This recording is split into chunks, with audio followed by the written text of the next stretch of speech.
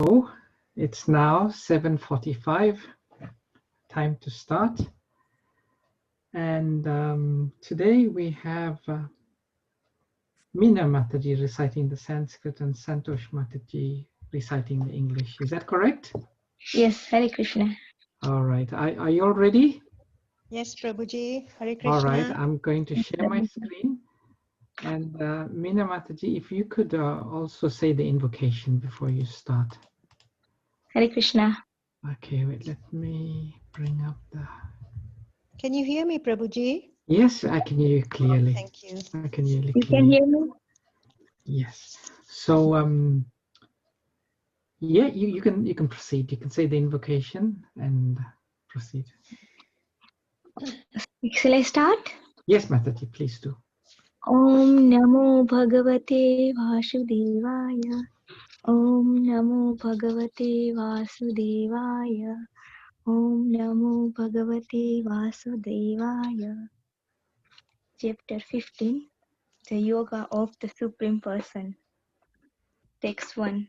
Sri Bhagavan Uvacha Udvamula Adhasaka Asvatham pravyam annamsi yasya pranahi yastam veda savedvi. Mataji, is someone reciting with you, or do I need to?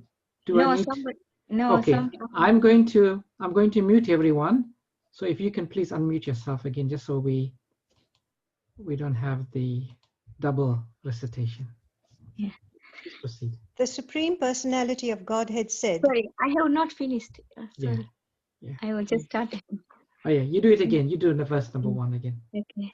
Sri Bhagavan Uvacha Udvamula Adasakha Asvastham Prahuravyayam Sandashi Yashya Parnani Yastam Veda Savedavid.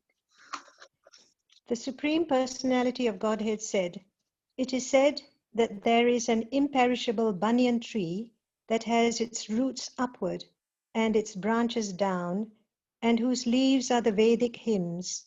One who knows this tree is the knower of the Vedas. Text 2. Adhastodam prasuta tasya sakha guna pravuddha visaya pravala adasya mula nyanusantatani karmanubandhini manushaloke. The branches of this tree extend downward and upward, nourished by the three modes of material nature. The twigs are the objects of the senses. This tree also has roots going down, and these are bound to the fruitive actions of human society.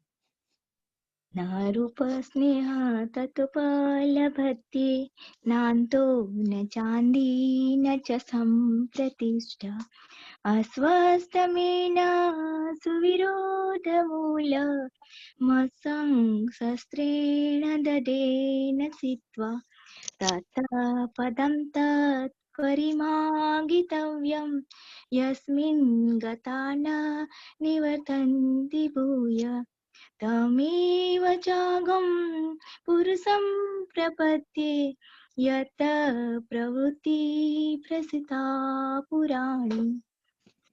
The real form of this tree cannot be perceived in this world. No one can understand where it ends, where it begins, or where its foundation is. But with determination, one must cut down this strongly rooted tree with a weapon of detachment. Thereafter, one must seek that place from which, having gone, one never returns, and there surrender to that Supreme Personality of Godhead, from whom everything began, and from whom everything has extended since time immemorial. Sorry. Text 5. Nirmanya moha jita sanga dosha adhyatma nitya vinivruta kama Dande vimukta sukha dukha sange gachyante mudha padama vyayam tat. Those who are free from false prestige, illusion, and false association, who understand the eternal, who are done with material lust, who are freed from the dualities of happiness and distress, and who, unbewildered, know how to surrender unto the Supreme Person, attain to that eternal kingdom. 6. न तदासयति सूर्यो न शशाङ्को न पावक यदत्वा न निवर्तन्ते तदात्मा paramam mama.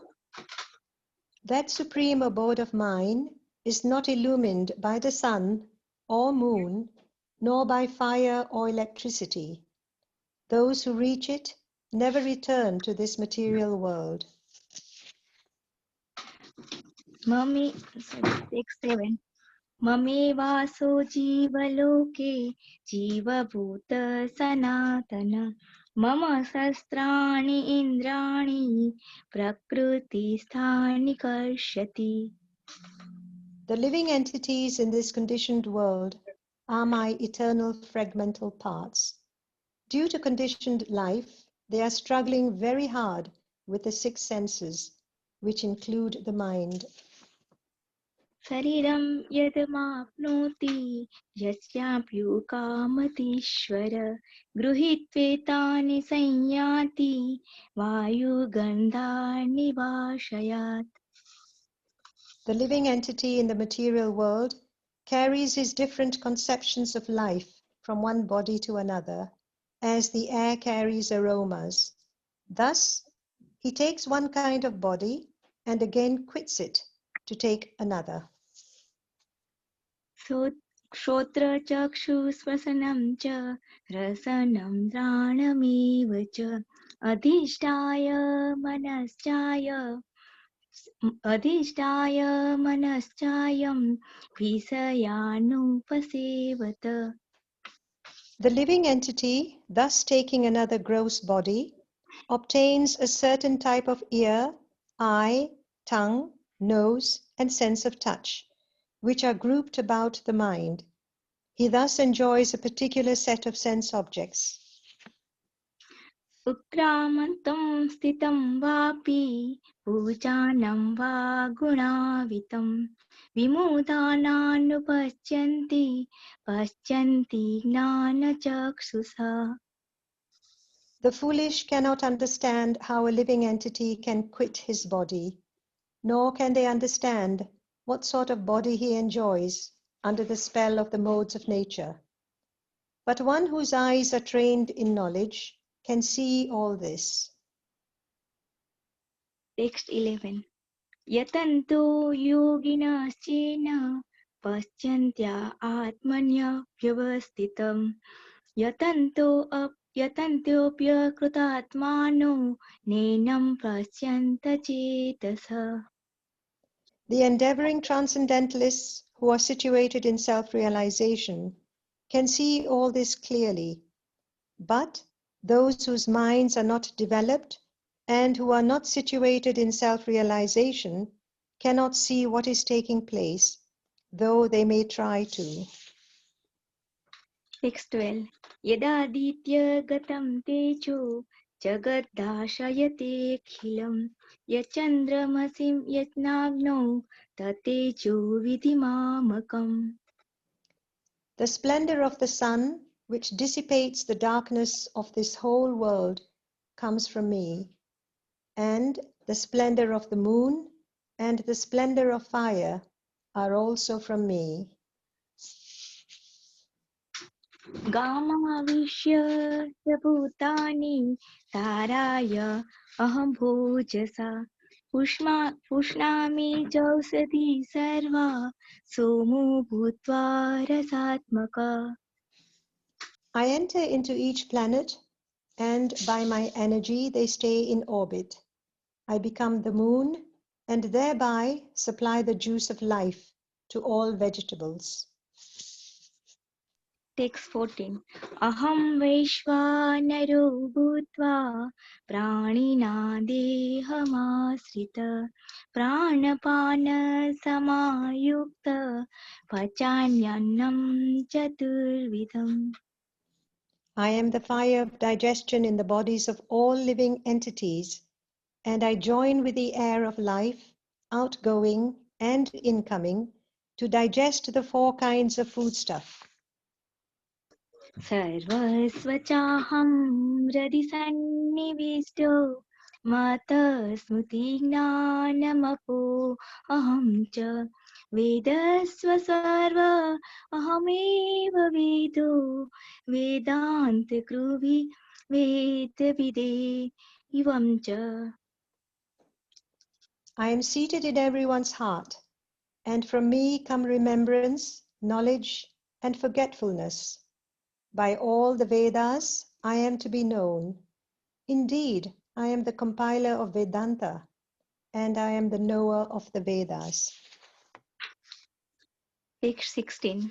Dravimo Purusho Loke Kshara Chakshara Eva Cha Kshara Sarvani Bhutani Kutasto Kshara Uchyate. There are two classes of beings, the fallible and the infallible. In the material world, every living entity is fallible, and in the spiritual world, every living entity is called infallible. Text 17.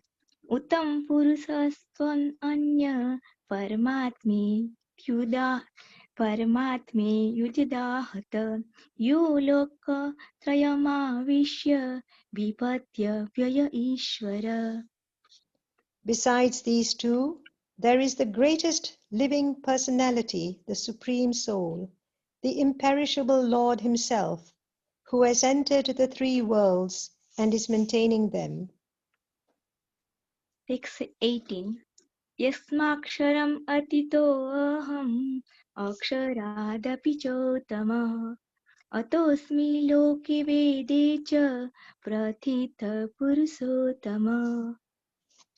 Because I am transcendental, beyond both the fallible and the infallible, and because I am the greatest, I am celebrated both in the world and in the Vedas as that Supreme Person. Yo mamiva sammudho janati purushottamam sa sarva vidajati ma sarva bhavena bharata. Whoever knows me as the Supreme Personality of Godhead without doubting is the knower of everything. He therefore engages himself in full devotional service to me, O son of Bharata. Iti gruhatam sastra adi mukta mayanada etad buddhatva buddhimanasya kruta krutasya bharata. This is the most confidential part of the Vedic scriptures, O sinless one, and it is disclosed now by me. Whoever understands this will become wise, and his endeavors will know perfection. Om Tatta Sata iti Srimad Bhagavad Gita Upanishad Brahma Vidyaya Yoga Sastre Sri Krishna Arjun Samvade Purushottam Yoga Nama Panchadosyo Adhyaya. Hare Krishna. Hare Krishna. Hare Krishna. Thank you so much, Meena Mataji and Santosh Mataji, for that wonderful recitation of the Sanskrit and the English. Sorry if there are any mistakes. Sorry. No, it was fine. And anyway, we all make mistakes. We're all learning. So there's nothing to be afraid of when we recite. And I'm really pleased that through the efforts of Santosh Mataji and Rajshri Mataji, nearly everyone who comes here is getting the opportunity to recite. It's wonderful, and by this effort to recite, there's great purification and learning that comes to us. So although we may sometimes feel nervous, we may sometimes feel a bit incapable, the fact that we do it, it's purifying. And anything that's purifying for our consciousness, we should embrace. And Krishna will give us the strength. Obviously, embrace it with complete dependence on Guru and Krishna. And all knowledge and strength to execute that will come. So it's wonderful that everyone's doing this recitation. So today we are going to read and discuss text number 16 of chapter 15. We are now in the chapter called Purushottam Yoga, for those who are maybe joining us for the first time. And we are very fortunate that during this most holy of months, the Adhik Mas, the month of Purushottam, we are somehow getting the opportunity to read and discuss Bhagavad Gita. As we read in the last verse today, Krishna says this is the most confidential of all knowledge. And those who are able to assimilate this knowledge, then the doors for perfection are open.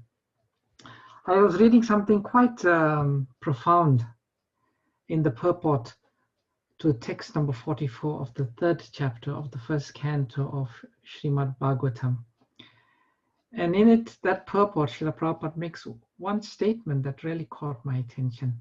Srila Prabhupada said, simple hearing is not all. One must realize the text with proper attention. So we will all notice that, sometimes what we're reading and what we are discussing may come across as repetitive. But the reason it's repeated both by the Lord and Srila Prabhupada in his purport is because it takes time for one who is conditioned to realize the text. So more important than just hearing is realizing. And when we are fortunate to come to the position of realizing, then it's actually then only that real spiritual life begins. So we should always enter everything that we read in the Bhagavad Gita and the other Shastras with a mood of full attention and also a mood of prayer that this knowledge is very confidential and it can only come to us if it's revealed. So that should be our constant prayer. So before we read text number 16 again, I'll recite the Mangala Charanam prayers. Om Jnana Timirandasya Jnananjana Shalakaya Chakshurun Malitam Jena Tasmai Shri Gurave Namaha Vanchakalpa Turubhyascha Kripa Sindhubhyevacha Patitanam Pavanebhyo Vaishnavebhyo Namo Namaha. Jai Shri Krishna Chaitanya Prabhu Nityananda Shri Advaita Gadadhara Shri Vashadi Gaura Bhakta Vrinda Hare Krishna Krishna Krishna Hare Hare Hare Rama Rama Rama Hare Hare Namo Vishnupadaya Krishna Prashtaya Bhutale Srimati Bhakti Vedanta Swaminiti Namane Namaste Saraswati Devi Gauravani Pacharine Nirvishesha Shunyavadi Paschacha Deshatarine. So before we read text number 15, who can remember without looking at your books, what was text number 15? Even the English. What is the English of text number 15? Anyone like to say without looking at your books? Hare Krishna Prabhu. Hare Krishna Prabhu. Tamaji. Is it about, how Krishna is in everyone's heart? Mm-hmm. because the 14 is about Aham Vaishvanaro Bhutva, so it's Agni as in the stomach, but the 51 is how he resides in everybody's heart. Yes. And something else also very, very important, Krishna says, in terms of the very... Krishna. From me comes remembrance. Yes. Yes. Yes. Sarvesakaham Sanirdi Vishto. Yeah, that one, isn't it? Very good. So, and yeah. From me comes remembrance, forgetfulness, and I am in seat in everything. Yes. Supramataji, you were saying something. Yeah, I was saying remembering Krishna. Yes. And then Krishna says something by all the Vedas. I am to be known. Yes. Yeah. So the purpose of all of the Vedas is to know Krishna. So this verse follows that. Dvav imo purushoi loke sharas chakshara evacha shara sarvani bhutani kutosto shara uchyate. There are two classes of beings, the fallible and the infallible. In the material world, every living entity is fallible. And in the spiritual world, every living entity is infallible. So I've been requested by Divyanam Prabhu to discuss this verse over 2 sessions, today and tomorrow. The purport has 2 paragraphs. So what we will try to do is read the paragraph 1 today, and then tomorrow we'll do paragraph 2. So let me see, there's some comments coming through. Okay. Hare Krishna. So we'll read the purport by Srila Prabhupada. Purport by Srila Prabhupada. Srila Prabhupada ki jai. As already explained, the Lord in his incarnation as Vyasadeva compiled the Vedanta Sutra. Here the Lord is giving in summary the contents of the Vedanta Sutra. He says that the living entities, who are innumerable, can be divided into 2 classes, the fallible and the infallible. The living entities are eternally separated parts and parcels of the Supreme Personality of Godhead. When they are in contact with the material world, they are called Jiva Bhuta. And the Sanskrit words given here, Shara Sarvani Bhutani, meaning that they are fallible. Those who are in oneness with the Supreme Personality of Godhead, however, are infallible. Oneness does not mean that they have no individuality, but there is no disunity. They are all agreeable to the purpose of the creation. Of course, in the spiritual world, there is no such thing as creation. But since the Supreme Personality of Godhead, as stated in the Vedanta Sutra, is the source of all emanations, that conception is explained. So, very deep purport, some very deep philosophical points. And this is the first paragraph, and tomorrow we shall read the second paragraph. So we'll try to discuss the main points. So the distinction is made between 2 classes of living entities, the fallible, Shara, and infallible, Akshara. So we shall discuss that. But in the beginning, Prabhupada says, as already explained, the Lord in his incarnation as Vyasadeva compiled the Vedanta Sutra. Here the Lord is giving in summary the contents of the Vedanta Sutra. I'm sure many of you have heard of the Vedanta Sutra. Can anyone explain in a very concise way, where does the Vedanta Sutra sit in the body of Vedic literatures? You know, in terms of the original Vedas and the subsequent Vedas. Would anyone like to explain where does the Vedanta Sutra sit in that body of Vedic literature. We hear very often Vedanta Sutra. Haribol Prabhu in Hare Srimad Krishna. Bhagavatam. Mm-hmm. Is it in Srimad Bhagavatam? No. No? Oh, okay, sorry. Sorry. Is it a summary of all the Vedas? Yes. Ah. Yes. So originally, sorry, anyone else likes to say? I think someone else likes to explain. Please go ahead. It's in the Smriti, or not the Shruti, but the Smriti one. It's the spoken word. It wasn't recorded. Is it in Brahma Sutra as well? Another name of Vedanta Sutra is Brahma Sutra, yes. Okay. I'll explain very, very, very concisely where this sits. So originally you had one Veda that was compiled by Srila Vyasadeva. Then Vyasadeva broke the one Veda into 4, and he gave different yogis or students of his students to expand upon aspects of the Vedas. And then we got the Vedas broke up into the 4 Vedas, the Rig, Sama, Yajur, and Athara Veda.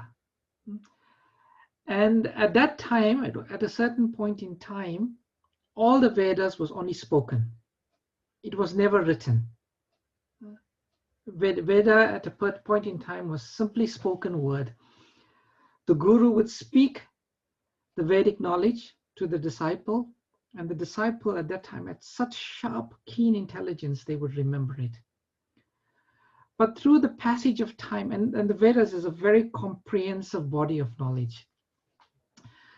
So with the passage of time, the student's ability to remember the Vedas decreased. So it was necessary to do 2 things. One is to write it, and 2, to make it very compact. So another definition of compact is sutra. So what Vyasadeva did, he took the whole body of Vedas and verses, he compacted them into small sutras, which is called the Vedanta Sutra. And Vedanta Sutra is compiled by Srila Vyasadeva. It is also known as Brahma Sutra. And these sutras, they're actually very difficult to understand because they're so compact. Into each word, Vyasadeva has compressed very deep meanings. So Vedanta Sutra by nature, they're very difficult to understand. And so what did Vyasadeva do? The Srimad Bhagavatam is the natural commentary on the Vedanta Sutra. And it captures the essence of Vedanta Sutra. Therefore, the Srimad Bhagavatam is accepted because the Bhagavatam explains something that is very difficult to understand, that is very inaccessible to the masses. Srimad Bhagavatam expands upon that in the most beautiful way. In a lecture on the Bhagavad Gita in Paris in 1973, Srila Prabhupada gives a nice explanation of Vedanta Sutra. He said, try to understand Brahma Sutra, Vedanta philosophy. Vedanta philosophy is explained, Srimad Bhagavatam. That is the real commentary on Vedanta Sutra, of Vedanta Sutra. You cannot understand Vedanta Sutra as it is because it is mentioned in codes. Just like you have got business, Bentley's code. One small word, but they take it as got a big sentence. Just like in business, they write Bentley CIF. So CIF means it is just like we say ISKCON.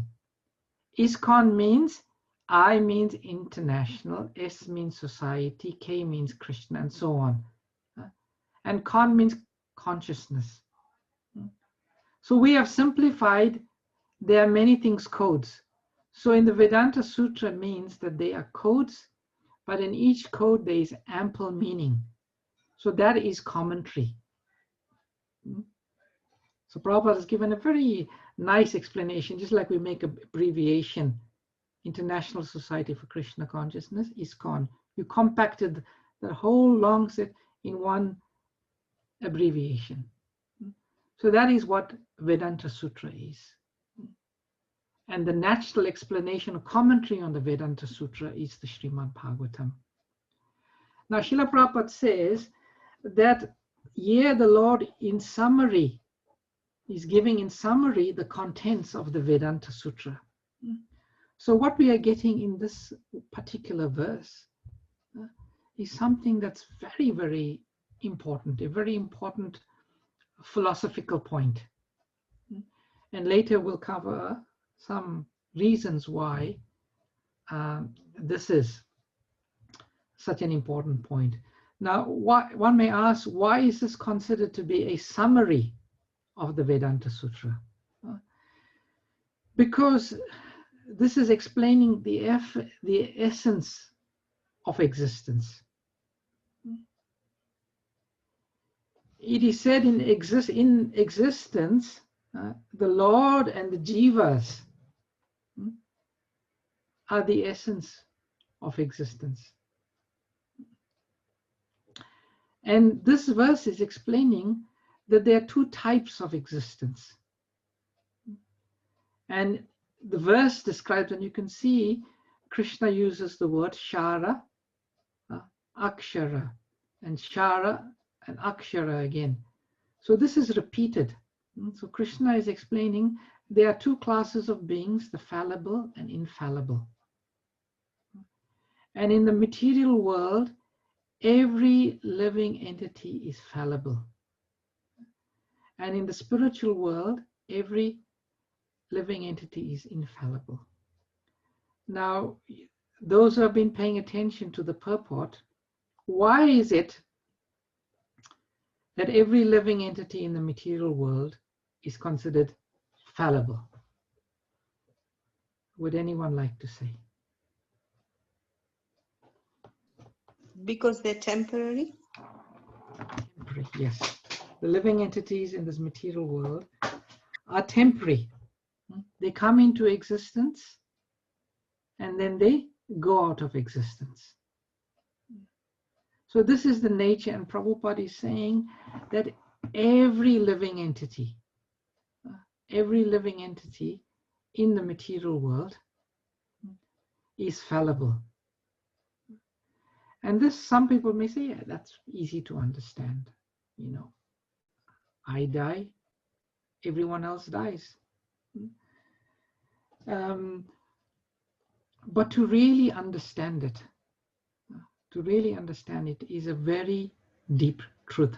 Therefore, the very first aphorism, the very first verse in the Vedanta Sutra is Atato Brahma Jignasa. And this word Atato, it means now. It means now. Imagine you read a book. The first thing you pick up in a book, the first word is now. So when someone says now, automatically we conclude that something must be happened before that. Something must be happened before that. And what's happened before that for us is that we've been going through the cycle of birth, growth, dwindling, and dying. So now that you've got the human form of life, one should inquire into the nature of the living entity, into our nature. So this is the essence of human form of life. And Prabhupada explains that the living entities in contact with the material world are called Jiva Bhuta. Bhuta means comes to an end or change. And the nature of this jivas is that we are struggling in the material world with the mind and the five senses. And the bodily, their bodies are constantly going under 6 changes. Who can remember what are the 6 changes that the bodily constantly goes under? Hare Krishna. Hare Krishna, Pratibha Maji. We take a birth. Yes. We grow. Yes. And then we live. And then we dwindle. And eventually we die. 5 you mentioned. So you said we are born. We grow. We grow. You said dwindle. You said youth. It's youth. No, youth it should be. No, not youth. No. Stagnant. No, the byproducts, we have byproducts. Yes. Rajeshri Mataji said we produce byproducts. So we are born. Yeah. We grow. We produce byproducts. Yeah. We dwindle. And then we die. I said 6 there, and I only gave 5. No, we stay for some times. Yeah, we stay for some time. Yes. And we dwindle. We grow. Produce byproducts. We stay for some time. We dwindle, and then we die. Yeah. All of us, all of the living entities in this material world, we undergo these 6 types of changes.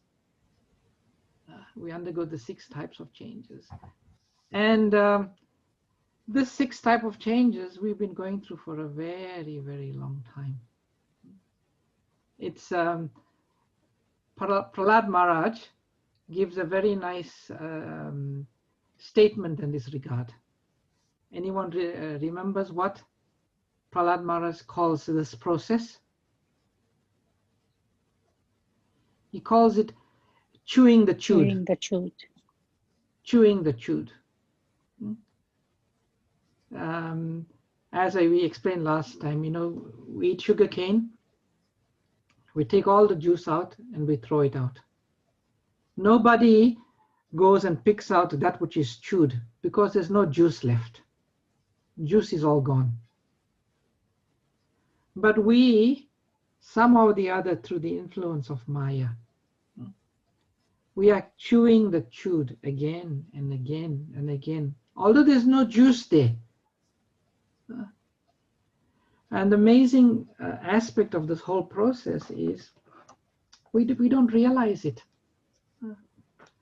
But by the mercy of the Lord and the spiritual master, the Vaishnavas, some fortunate living entities, they can wake up to this fallible position they are in. And they wake up, and when they wake up, then they start to reinstate themselves as infallible. And Krishna is saying in this verse, those who are in the material world are fallible, and those in the spiritual world are infallible. Because they are known to be infallible because they are always constant. Being in the spiritual body, they don't undergo these 6 types of changes.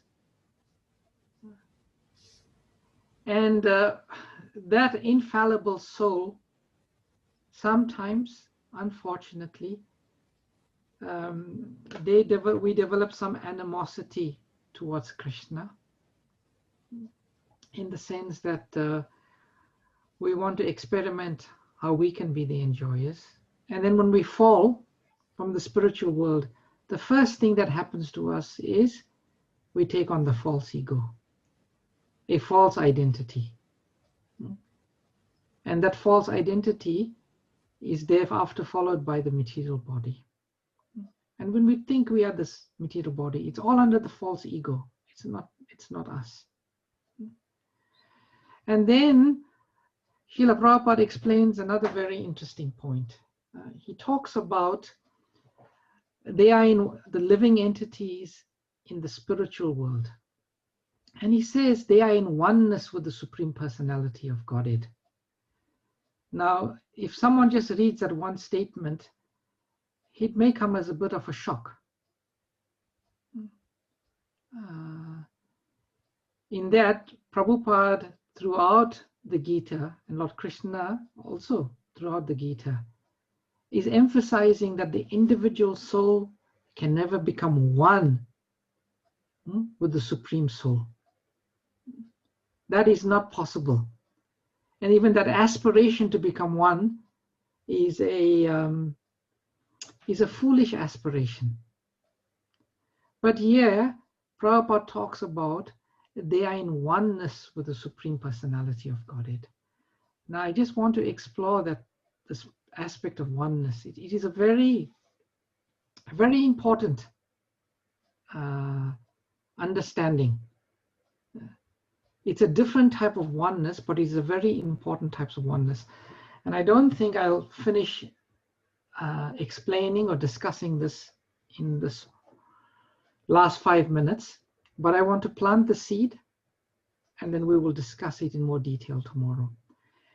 And to explore this point, I want to refer to one verse from the Srimad Bhagavatam, from the 9th chapter, text number 40. This verse features in the chapter entitled The Passing Away of Grandfather Bhishma. And this particular verse we're going to read today is spoken by Grandfather Bhishma. And it is quite amazing that Grandfather Bhishma was lying on the bed of arrows. And he was waiting for the right time to leave his body. And at a point in time, he was surrounded by Yudhishthir and the Pandavas and Lord Krishna and Vyasadeva and all of the great sages. And in his last moments, he was instructing Yudhishthir Maharaj. Yudhishthir Maharaj was going through what is often called the dark night of the soul, where the soul we feel we are in the depths of despair. And Yudhishthir Maharaj was having one of those experiences. He was blaming himself, he was chastising himself, he was feeling completely forlorn, thinking that he was responsible for the death of millions and millions of soldiers on the battlefield of Kurukshetra. And in among those beautiful verses that Grandfather Bhishma speaks, he speaks this one verse, which is text number 40. He says, "Let my mind be fixed upon Lord Shri Krishna, whose motions and smiles of love attracted the damsels of Rajadam, the gopis. The damsels imitated the characteristic movements of the Lord after his disappearance from the rasa dance." So I'll read the purport, and then tomorrow we will discuss these principles of oneness in greater detail. So the purport: by intense ecstasy in loving service, the damsels of Rajabhumi attained qualitative oneness with the Lord by dancing with him on an equal level, embracing him in nuptial love, smiling at him in joke, and looking at him with a loving attitude. The relationship of the Lord with Arjuna is undoubtedly praiseworthy for devotees like Bhishma Dev. But the relationship of the gopis with the Lord is still more praiseworthy because of their still more purified loving service. By the grace of the Lord, Arjuna was fortunate enough to have the fraternal service of the Lord as chariot driver. But the Lord did not award Arjuna with equal strength. The gopis, however, practically became one with the Lord by attainment of equal footing with the Lord.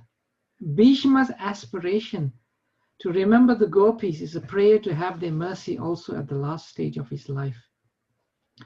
The Lord is satisfied more when his pure devotees are glorified.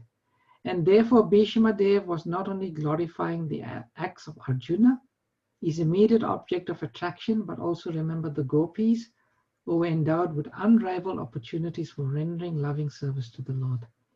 The gopis' equality with the Lord should never be misunderstood to be like the Sayujya liberation of the impersonalist.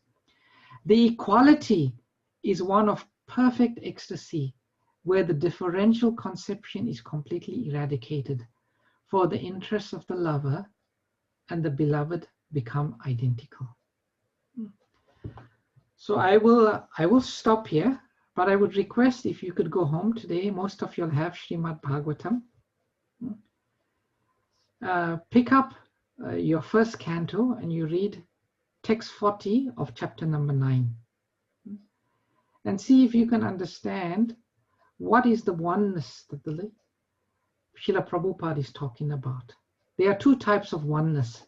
One is the oneness that the impersonalists aspire for, where they merge with the Brahmajyoti of the Lord. But there's another type of oneness, a higher type of oneness, and that is the oneness of the pure devotee with the Lord. So meditate on that, read this text, and then we'll explore it in more detail tomorrow. It's a very important aspect of our philosophy. Yes, we should try to discuss it and understand it. So I'll stop here. If anyone has any questions, comments, or reflections. Oh, sorry, before I do that, Divyanam Prabhu had a request for me. He's been speaking to many of you all about distribution of Srila Prabhupada's books, and in particular, our goal to distribute 35,000 Bhagavad Gitas and 35,000 other books of Srila Prabhupada in the 3 months culminating on the 25th of December.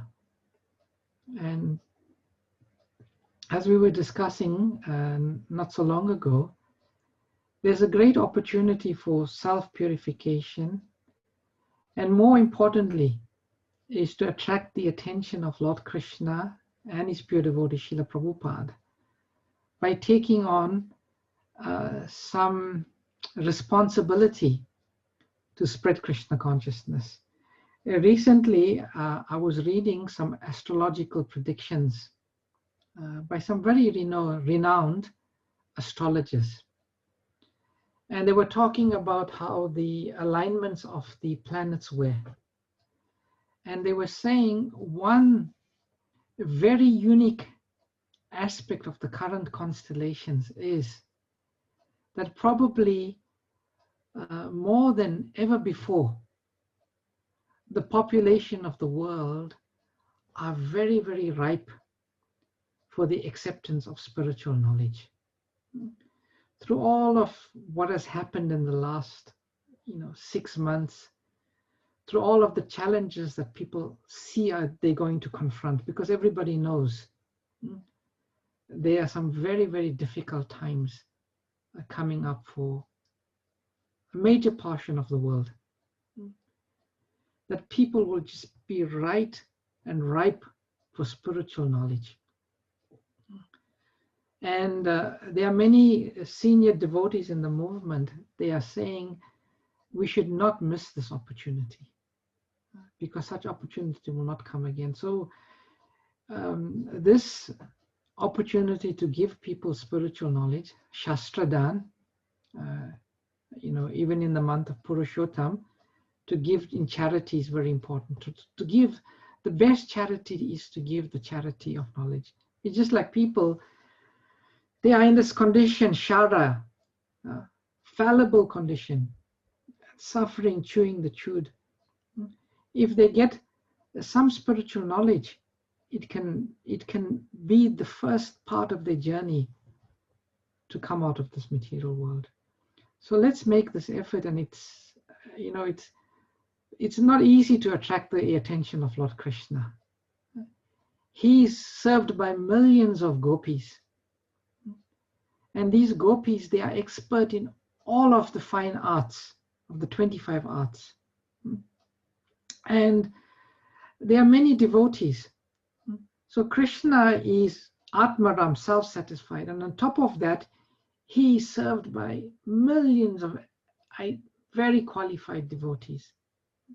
So we may wonder, how we can attract the attention of Krishna.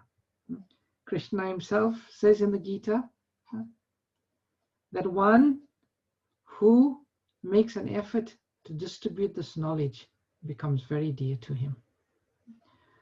So we are having different discussions at the moment of how we can achieve these goals. One we are trying to do is get devotees together and ask each of them to make a little goal. What their contribution can be towards this 70,000 pieces of literature distributed.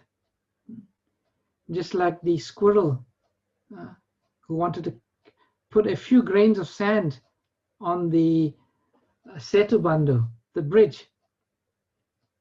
And Lord Ram recognized it. So even in our own way, whatever we can do, we should do it. So Jyoti Mataji, she's coordinating those who would like to become involved. If you want to, please give her your name, and then we will be in touch with you through different ways and means of how we can all jointly become involved in spreading Krishna consciousness. So thank you very much. I'll stop here. I'll take any questions, comments, or reflections.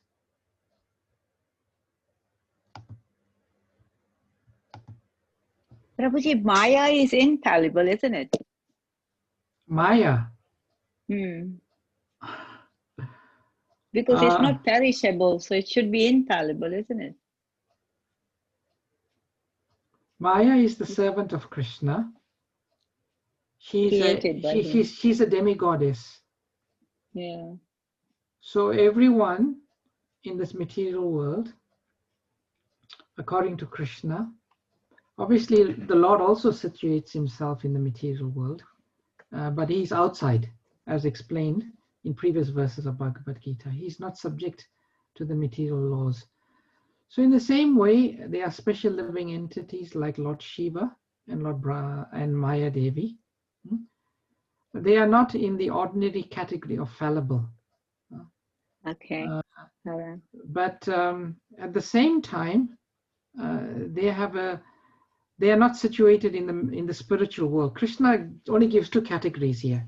He says fallible, material world, infallible, spiritual world. But there is another category where the Lord transforms himself for the purposes of the material world. But that is guna avatar and expansions. So one can say that partly they are fallible and partly they are infallible because of the nature of the spiritual Shakti. Okay, because she can create any illusion for us, and all the time we can't get out of her. Yeah, true. She's the keeper of the prison house. Yes. She has the, as Prabhupada says, she has the thankless task of keeping the living entities in this prison. Right. Thank you. Hare Krishna. Any other questions or comments?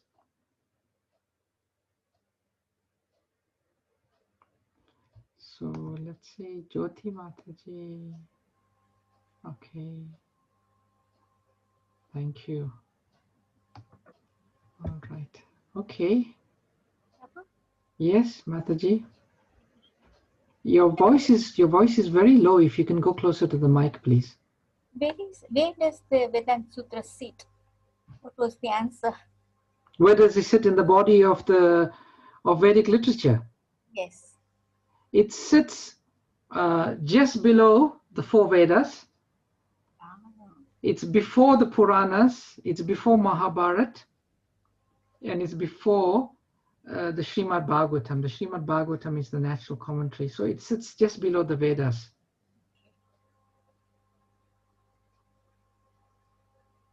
And it was compiled by Srila Vyasadeva. Okay. The literary All the incarnation. Vedas were compiled by Vyasadeva as well as Vedanta Sutra. Yes, as well as Srimad Bhagavatam, as well as the Puranas and Mahabharata. Yeah. Okay, thank you. Hare Krishna. Hare Krishna. Any other questions or comments?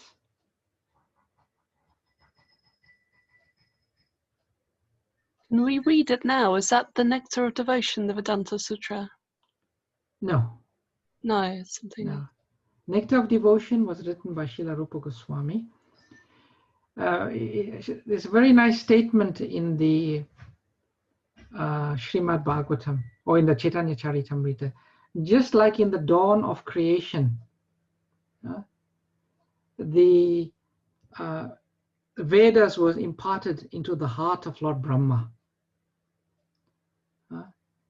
And the Vedas at that time was composed only of 4 verses. And those 4 verses, which is called Chatur Sloki Bhagavatam, you will find in the 2nd canto of Srimad Bhagavatam. I think it's chapter 8 or 9. Chapters 8 or 9. How those Vedas was originally only 4 verses. And those 4 verses are in the 2nd canto of Bhagavatam. And how the essence of all Vedic knowledge is in there.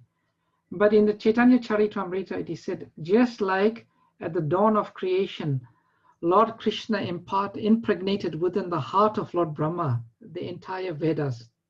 In the same way, Sri Chaitanya Mahaprabhu, who is Krishna himself, he impregnated within the heart of Srila Rupa Goswami the complete science of devotional service.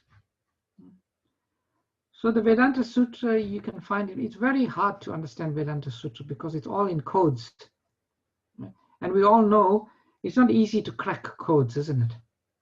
Very difficult. And it's even more difficult to crack a code if you do not know the language of the code. If the code is in Russian and you only know English,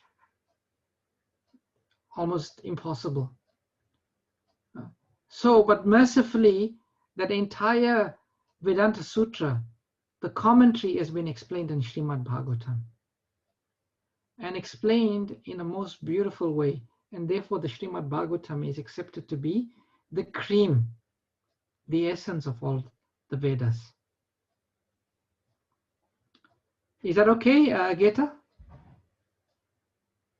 Yes, Prabhu, thank you. Hare Krishna. Hare Krishna. Hare Krishna, Prabhuji. Hare Krishna, Mamataji. When you talked about Rupa Goswami and Mahaprabhu, so when, in terms of oneness, maybe I'm jumping the gun here in terms of to what you're discussing tomorrow, but when Rupa Goswami wrote down what Mahaprabhu was thinking, he kind of wrote the sentence or the song that Mahaprabhu was singing in terms of the war. Is that the kind of oneness that we're talking about between the devotee and the Lord? Yes. When you mentioned about Gopi and... Yes, yes. That oneness is when the lover knows the heart, completely the heart of the beloved, and vice versa. That is, as Prabhupada says, there's no disunity. They are in complete alignment. And it'll be a very interesting explanation tomorrow about that oneness. Tomorrow, in the context of the Gopis. Yeah. Yes, okay. Thank you, Prabhu. Hare Krishna. Okay, if there's no more questions and comments, I look forward to your reading of that 940 and hearing your realizations on that verse. And it'll be an expansion of this verse that we're reading. Thank you very much. Srila Prabhupada ki jai. Thank you, Prabhuji. Hare Krishna. For the wonderful class. For the wonderful class.